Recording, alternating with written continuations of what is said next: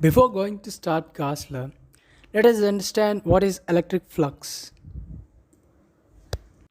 It is stated as the number of electric field lines passing through a unit surface area is defined as electric flux. It basically is if you take a surface, the number of electric field lines passing through that surface is simply defined as electric flux. And we take the dot product of E, which is electric field, and a dA vector, which gives the electric flux. It is denoted by phi. Phi equals E dot A or EA cos theta.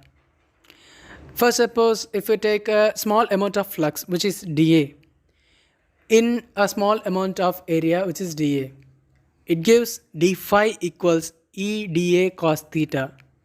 Integration gives integral d phi, which is phi, equals integral E dA cos theta, where theta is the angle between E and dA. The majority of the problems we use the formulas phi equals EA cos theta and phi equals integral E dA cos theta sometimes. And the units for this are Newton meter square and Coulomb inverse. Keeping this electric flux aside, let us know what is Gauss law. The Gauss law states that the total electric flux out of an enclosed surface is equals to the charge enclosed divided by the permittivity, which is a phi equals Q enclosed upon epsilon naught. And from flux, integral E dA equals Q enclosed by epsilon naught. Substituting phi equals integral E dA, taking from electric flux and substituting in place of phi, we'll get integral E dA equals Q enclosed upon epsilon naught. And it is one of the main form of a Gauss law. Let us start some of the applications of a Gauss law. Let's see the Coulomb's law from Gauss law. If you take a point charge Q, and first step we need to imagine a Gaussian surface around the point charge. Okay, let us consider this dotted line, dotted sphere to be our Gaussian surface. It is an imaginary line.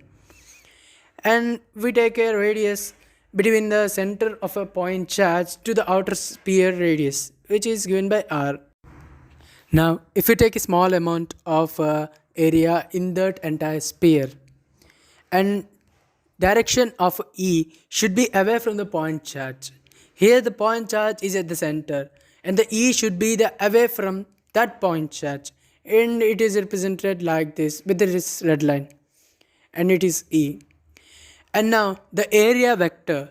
The area vector is also acts away from the surface area. We already know that, which is dA.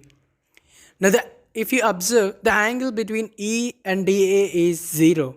So we can directly write integral E dA cos 0, which is E dA. From Gauss law, integral E dA equals Q enclosed upon epsilon naught, and taking E outside, E integral dA equals Q enclosed upon epsilon naught, and integral dA is the total area. The total area of a sphere is 4 pi r square, right? Then E times 4 pi r square gives Q enclosed upon epsilon naught, and therefore E becomes Q enclosed upon 4 pi epsilon naught r square. We got electric field, but we want the force. The relation between force and electric field is given by E equals force by charge. Electric field equals force per charge. And therefore substituting F by Q in place of E in the above equation, we'll get the value of force.